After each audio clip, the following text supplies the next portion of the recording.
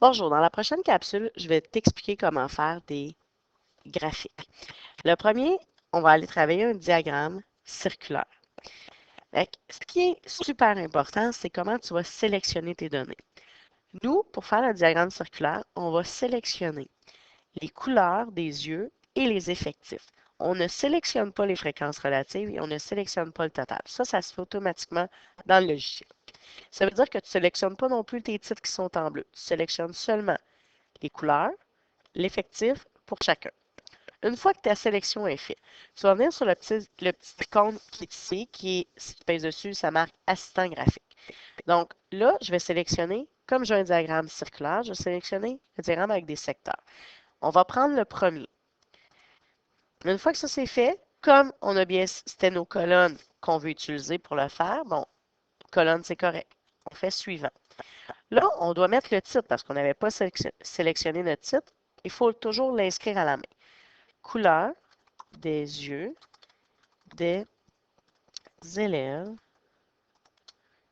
du groupe 117. Ensuite, on fait suivant. Et on a terminé. Là, le diagramme, il pourrait rester comme ça. Mais moi, je veux que tu apprennes à travailler et à modifier les diagrammes. Donc, on va prendre la peine d'aller travailler avec nos diagrammes. OK, ici, on a une légende. Mais on pourrait ne pas l'utiliser, mais là, on va la garder pour cet exemple-là. Fait qu'on garde notre légende, mais on va venir sélectionner avec le bouton de gauche de la souris, on sélectionne notre cercle. Ensuite, bouton droit, je viens faire format de la série de données. Et là, il m'apparaît une boîte dans laquelle je pourrais changer les couleurs, mais moi, je vais garder les mêmes couleurs. Je vais aller dans étiquette des données. On va venir inscrire qu'on veut le pourcentage. Et on va faire OK. Fait que là, il vient de m'écrire le pourcentage de chacune des sections. Fait que là, si les yeux bruns, ben, c'est ma case en mauve, ben, mon secteur mauve. Donc, j'ai 55%. Ben, si on va ici, ben, c'était à peu près ça. Là, il n'a pas pris les réponses arrondies, par exemple. Fait que faut faire un petit peu attention, mais ils sont bonnes à peu près sur toutes les autres sont correctes. Il les a bien arrondis, sauf celui-là. Je ne sais pas pourquoi. Mais on va se fier, c'est correct. Là, il ne faut pas faire ce que je viens de faire parce que je ne veux pas que ça soit séparé. Je vais reculer. Il faut que tu prennes maintenant, tu cliques avec ta souris, bouton de droite. Euh, c'est pas le bouton de droite, je m'excuse. Il faut que tu promènes dessus avec le bouton de gauche. Mais là, tu vois, j'ai sélectionné ça. Moi, je veux que tu le fasses jusqu'à temps qu'il y ait un carré alentour pour agrandir mon carré. Parce que je veux que le diagramme circulaire prenne le maximum de place. Et là, nos nombres sont rendus super petits. Mais là, tu vas cliquer bouton de droite, format, et tu vas venir changer la taille d'écriture. Une fois que c'est fait, je peux prendre la donnée et la glisser à l'intérieur. Il y a assez de place. Je trouve ça plus beau à l'intérieur. C'est ce que tu fais.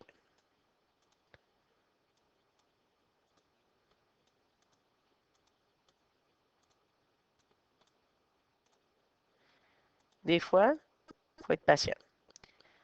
OK. Ton premier diagramme est fait. Là, on peut se placer, cliquer pour le déplacer parce qu'on veut en rentrer d'autres. Et là, il faut que tu y ailles avec ta souris, le bouton de gauche et le sélectionner pour le glisser. On pourrait décider de le réduire tout au complet. Pourquoi? Pour être capable d'en rentrer un autre parce que je veux t'expliquer d'autres choses. Là, je vais te refaire faire un diagramme circulaire pour te montrer autre chose. Fait que tu vas resélectionner les mêmes cases, donc les couleurs et les effectifs, et tu vas revenir sélectionner diagramme circulaire. Même chose. Ici, tu vas réécrire ton titre, couleur des yeux des élèves du groupe 117. Suivant. Et là, je viens de voir, on aurait pu modifier tout de suite les étiquettes au lieu d'aller le faire plus tard. On va le faire ici. Fait que je suis revenu sur précédent si tu t'en es pas rendu compte. Dans les étiquettes, là, je ne veux pas que tu choisisses juste pourcentage. Je veux que tu choisisses aussi nom de la catégorie. Parce que le nom de la catégorie, ça va venir m'écrire les informations que j'ai dans la légende. C'est ce que je veux que tu fasses. Mais on va aller sélectionner dans la légende qu'on n'en veut pas. Donc, on enlève la légende. Comme ça, j'ai pas de légende, mais avec les titres, je vais être capable de savoir à quoi ça correspond. Et une fois que c'est fait, tu vas cliquer sur Suivant. Et terminé. Tu as maintenant ton deuxième diagramme circulaire qui est les mêmes informations, mais présentées autrement. Mais comme le suivant, je voulais les informations à l'intérieur, je vais te demander de faire la même chose. Ça veut dire, avec ton bouton de gauche, tu te promènes pour être capable de trouver ton corps alentour, tu l'agrandis. Et là, on n'a pas le choix, on va aller agrandir les noms. Fait que là, tu sélectionnes avec ton bouton de droite, format étiquette, et tu vas venir agrandir la taille. Là, c'est toi qui décides de la grandeur. Une fois que c'est fait, tu les déplaces pour les mettre à l'intérieur. Ça se peut que ça ne fonctionne pas. Là. Comme lui, on peut le laisser à l'extérieur puisqu'on ne voit pas grand-chose si on le met à l'intérieur.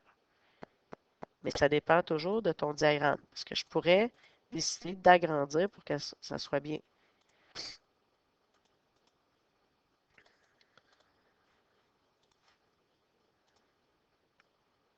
Mais je peux.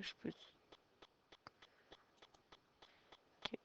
Si tu n'aimes pas ça, tu pourrais le laisser à l'extérieur aussi pour celui-là. Et là, tu as terminé ce diagramme circulaire-là. On va le réduire un peu pour être capable de le déplacer, de le placer sous l'autre, parce que je veux que tu fasses un troisième modèle.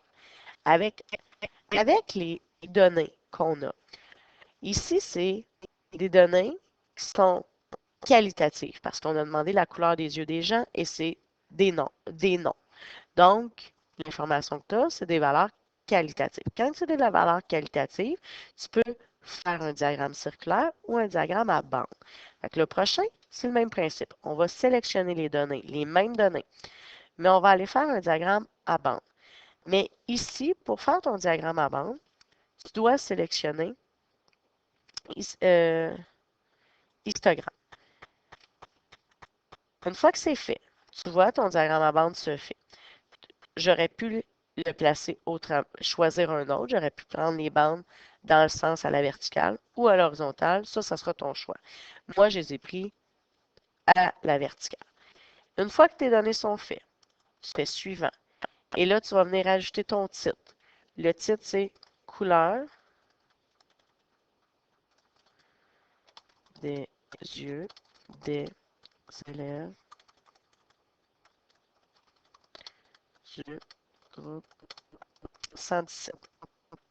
Mais sur l'axe des abscisses. L'axe des abscisses, c'est l'axe des X. Ça veut dire l'axe dans le bas. L'axe dans le bas, c'est les couleurs des yeux. Mais il faut que tu viennes écrire que c'est les couleurs parce que les axes doivent toujours être identifiés. Sur l'axe des ordonnées, c'est l'axe des Y. Il faut que tu viennes inscrire ton titre. Le titre, c'est le nombre d'élèves. C'est l'effectif, mais ça veut dire nombre d'élèves qui ont répondu. Donc, tu m'écris nombre d'élèves. Une fois que ça c'est fait, tu vas venir voir, est-ce que j'ai des choses à modifier? Ici, j'ai rien à modifier. Je pourrais rajouter du quadrillage si je veux que ça soit plus facile à lire pour certaines situations. Mais moi, je trouve que là, c'est parfait, c'est assez facile à lire. Là, j'ai une légende qui marque que c'est la série 1. Ça, on le garde quand on a un diagramme, pas un diagramme, mais on a un graphique qui a deux, par exemple, les filles et les gars. Là, il y aurait deux couleurs. Là, on a besoin d'une légende. Mais en d'autres temps, on n'a pas besoin. Fait qu'on va enlever, afficher la légende. On pourrait rajouter des étiquettes. Ça veut dire on pourrait aller inscrire la valeur du nombre de personnes qui ont répondu en haut de ma colonne. On pourrait écrire mais on n'a pas besoin de nom de la catégorie, on les a en bas. Fait que ça, non. Puis la série non plus parce qu'on a juste une série. Ça, on le mettrait si on avait les gars et les filles, on pourrait le faire. Fait que ça veut dire que là, j'ai fait le tour en haut de toutes les options que tu as. Moi, dans mon graphique, je m'attends que tu aies un titre en haut, que tu aies des axes, chacune de tes axes soit identifiée et tu fais suivant. Terminé. Et là, mon diagramme est apparu. Il y a une petite chose que j'aime moins, c'est que les titres, ils les mettent au centre. Moi, je te demande toujours de le déplacer pour qu'il soit au bout.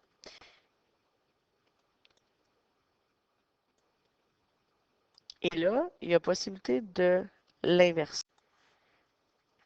Ici, tu pourrais le laisser comme ça, le nombre d'élèves, mais il y a possibilité de l'inverser. Ça, c'est quand tu travailles avec, tu peux aller avec ta souris, puis glisser dessus, puis te promener un peu, puis il va s'inverser. Mais là, si tu ne le sais pas, tu me le demanderas si tu veux absolument le changer. Mais j'accepte qu'il reste sur le côté. Ici, tu as terminé ton diagramme.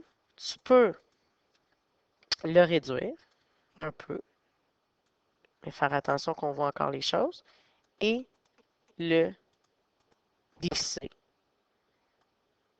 pour que, quand je vais venir te corriger, je vois les trois, un à côté de l'autre.